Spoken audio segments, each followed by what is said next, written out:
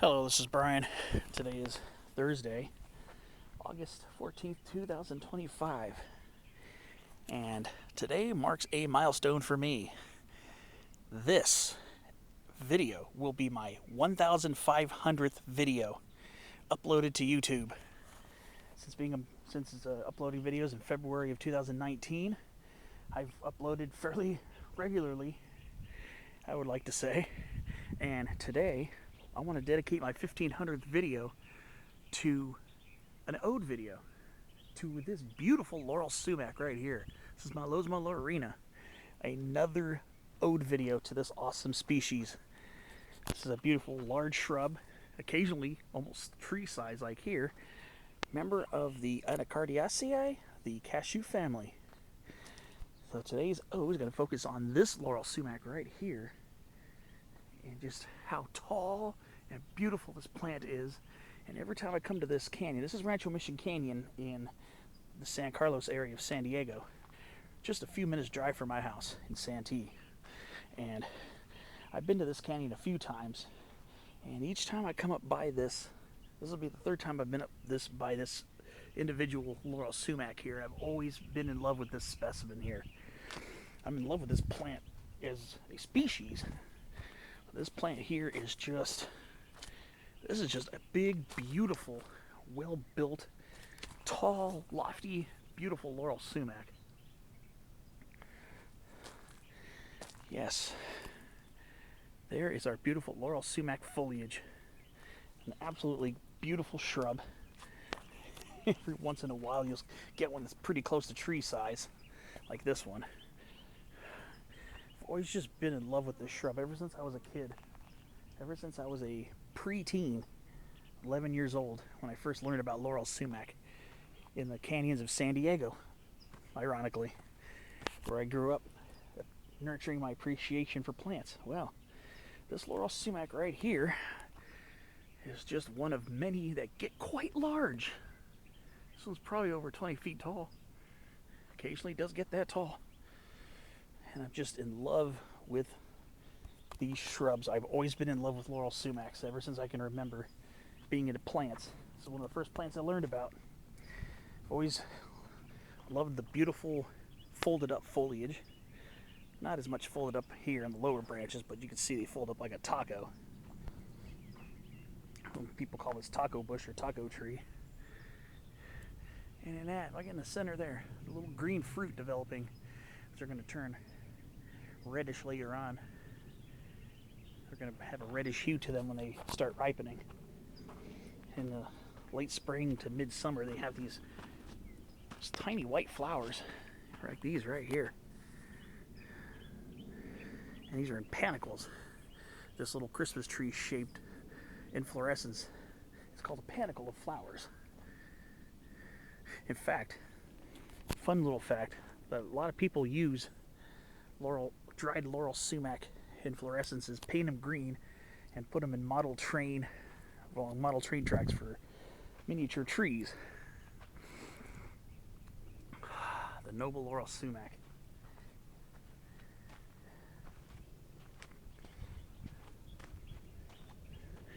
This has been one of my favorite shrubs for so long. I enjoy when they get huge like this, and they're just so much fun to watch. So I'm going to need to get some requisite photography of this, and then I'll talk some more about the beautiful Laurel Sumac and just keep praising it.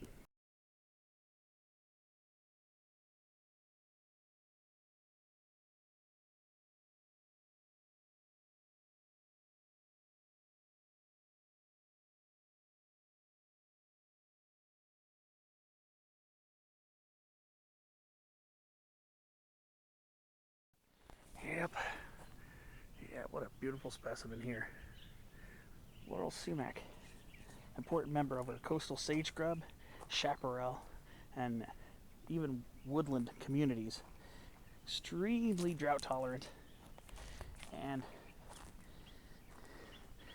a little bit more cold tolerant than people might actually realize. Now, if you live in an area that gets a deep freeze, say you get a really frosty air mass, and all your Laurel Sumacs turn brown and look like they're dying, don't give up on them, because the top tissues are very cold sensitive. However, if it's not too severe, the roots will resprout and you will get Laurel Sumac shoots coming up from the roots. So the top tissue is very sensitive to cold, but the bottom tissues are very resilient, and they will sprout back most likely. So if you live in an area that Laurel Sumac grows and you get a freeze, don't despair. Basically what nature did was just prune it so it can shoot up again. Laurel Sumac also resprouts from fires as well. Great garden plant, drought resistant, can be relatively quickly growing. And again, since it's drought hardy, it'd make a great xeriscape garden plant. And I do sometimes see this plant in cultivation. In fact, when I was a kid growing up, the apartment complex in which I lived actually had a Laurel Sumac or two landscaped into it, and I believe one or two of them are still there, and that's well over 30 years ago. So just think about this. Laurel Sumac is a great garden plant, and it also has a close relative in this canyon, actually a couple, but the one here, this is lemonade berry, Rus integrifolia, is one of them. Is a related Anacardiaceae plant, also good for drought-resistant gardens. You can actually get larger than Laurel Sumac sometimes, but again, this video is about this noble Laurel Sumac, which I really appreciate seeing around here. Just had to get some time to really appreciate this individual shrub. Now what I'm going to do is I'm going to head back down the canyon and continue this video. I'm going to shoot some footage of some more typical sized Laurel Sumacs. But this is just a beauty right here. So I'll see you down the way, and I'll show you some more Laurel Sumac footage as I continue this ode video.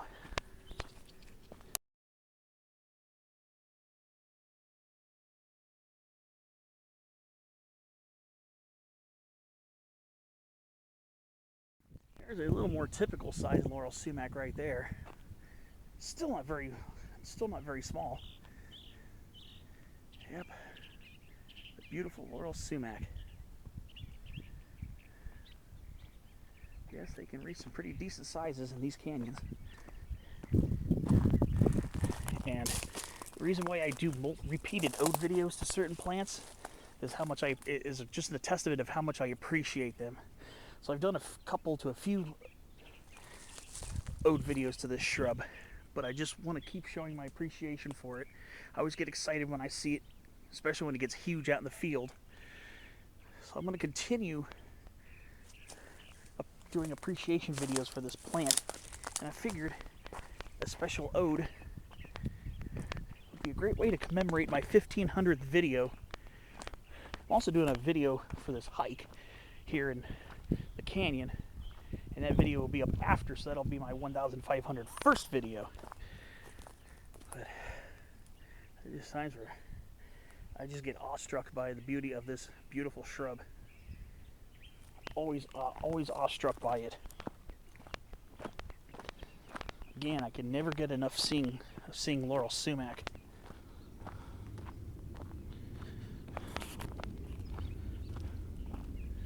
Just an incredible shrub. Great part of our ecosystem. Very much a native plant that loves these dry climates and is great for the native animals. Birds and other small animals love to eat these drupes. But yeah, these are starting to turn red. That is just so beautiful. And you notice the name sumac also alludes to its relationship, this time to its relationship with the true sumacs, like lemonade berry, and back east you get those large leaf staghorn sumacs that get very similar clusters of fruits. Now, fun fact, Malosma laurina used to be named Rus laurina decades ago. DNA analysis and phenotypic appearances, in other words, the way the shrub looks, have been noted and were clues to it actually being a slightly different lineage than the genus Rus, and was assigned to Malosma quite a while ago. As opposed to Rus, Malosma drupes. These are drupes. These are stone or small pitted fruits, are more rounded and globose. In other words, more spheric, as opposed to the relatively flat-sided drupes of the lemonade berry and other plants in the genus Rus. And the DNA has also shown that it does have a little bit more distant relationship as opposed to a complete kinship with the genus Rus. So out here in Southern California, most of our Ruses are evergreen, simple leaf shrubs, except for the skunk brush, the Rus aromatica, which is 3-leaflet, like the poison oak. But again, this is about our beautiful Laurel Sumac, which used to be noted as being a true sumac, but it's still related. It's still a related species, and it's a great plant to have around.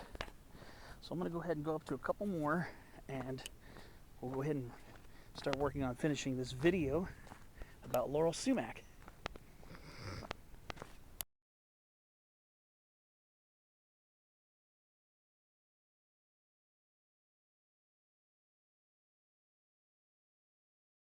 So yes, here we are. Another relatively tall Laurel Sumac. Just a beautiful plant to have around. All pleasurable, beautiful, large shrub, and is also very amenable to be trimmed like trees. So if you want a small tree, a small specimen tree that doesn't get too large, in other words, not the size of a sycamore tree or something like that, maybe a little bit smaller than a large toyon, which is another large ornamental shrub out here, native. But if you want a small specimen tree in a smaller lot, you can grow Laurel Sumac and trim the base of it to reveal its beautiful smooth gray bark. Beautiful gray bark. And you'll have a small, generally multi-trunked specimen tree. So you can trim this to be a small garden tree if you trim the bottom branches and remove a lot of the newer shoots that come from the base. Because that will happen, and it's going to be a repeated task. If you want to garden with Laurel Sumac, you will probably have to remove base shoots periodically to ensure, and trim the lower branches to ensure that you have a small tree-like specimen. And it's just such a pleasurable plant to have around. That's all I could say. That's why I keep appreciating these plants, and will continue to do so until I can't do these videos anymore. Which hope it doesn't happen until I die. But yeah, so here's a question I want to pose, and of course I'm going to answer it. Where are you most likely to get the largest sizes out of your Laurel Sumacs? It depends on where you plant it. If you plant it on a dry slope like this, which is mostly covered in coastal sage scrub like black sage, broom baccharis, California sagebrush, various cactus, you want to garden with Laurel Sumac, it'll do well, it'll do fine. It just won't get the large size that it would in other areas. So if you are gardening on especially a south-facing hillside, or a sunnier, more exposed south and west-facing hill or slope, they will most likely remain much smaller and much more compact. So environment will determine how much larger or smaller your shrub will stay. As I was mentioning, you saw the hillside. Down here, these canyon bottoms, if you have a low-lying property with pretty deep soils, you might be able to get your Laurel Sumac to get this size or larger. Laurel Sumacs, like I said, are very amenable to different environments. Mentioned before, coastal sage scrub, chaparral, and woodland areas.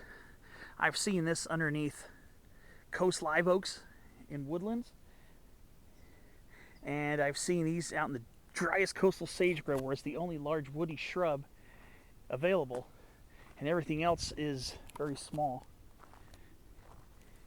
And you're surrounded by sages and sagebrush.